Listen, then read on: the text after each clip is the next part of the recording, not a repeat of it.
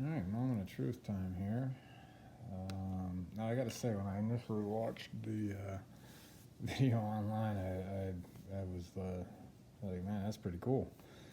Um, as I began setting things up here, I'm struggling dearly with this, just making sense from a logical perspective. Um, I mean,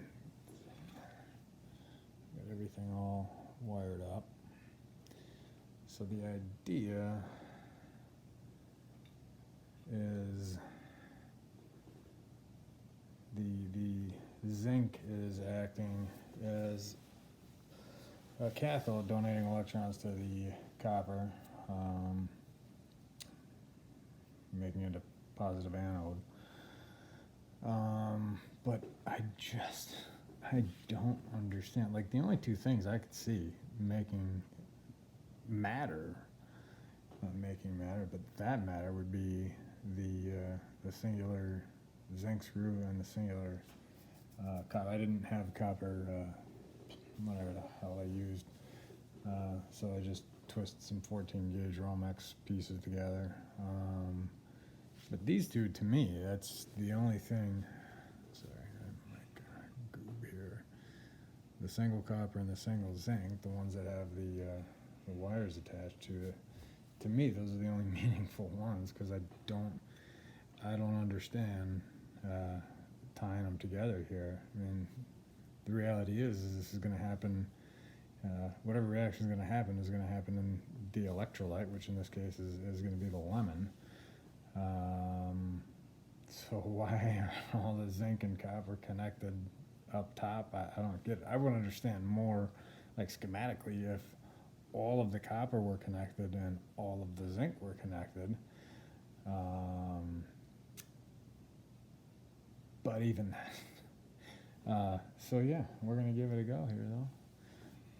Normally I'm worried that things are gonna go wrong because I screwed something up, and that still may be the case, but this is the first time I've ever been just a little leery about the design of something here. So we're trying to create a little short circuit, touching the negative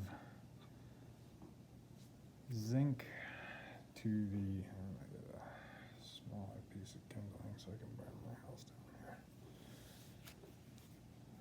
Let's get some tissue. So we're going to put these on the steel wool, and that should, in theory, create a short, which should let the steel wool glow hot and catch the tissue on fire. And we'll see.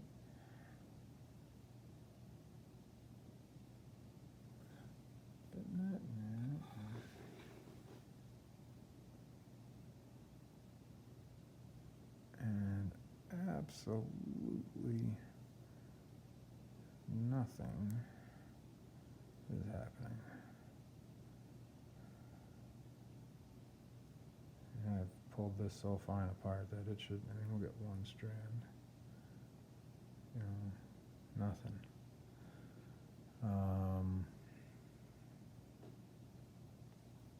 Yeah.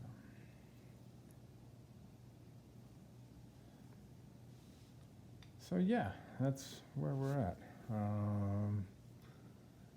Details to follow.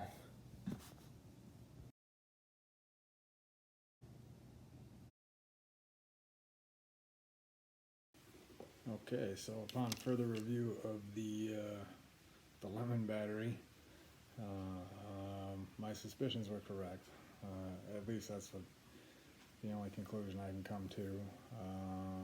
You know, a redox reaction does actually take place, though, and the zinc is being oxidized, and it is losing electrons to the copper.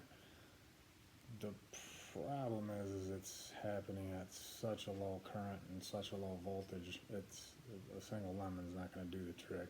In fact, like, according to some math here, like 2,010 lemon circuits to make that happen, just to get the steel wool hot to burn, you know, tissue. So yeah, while it does, reaction is taking place, it is just not enough to start a fire.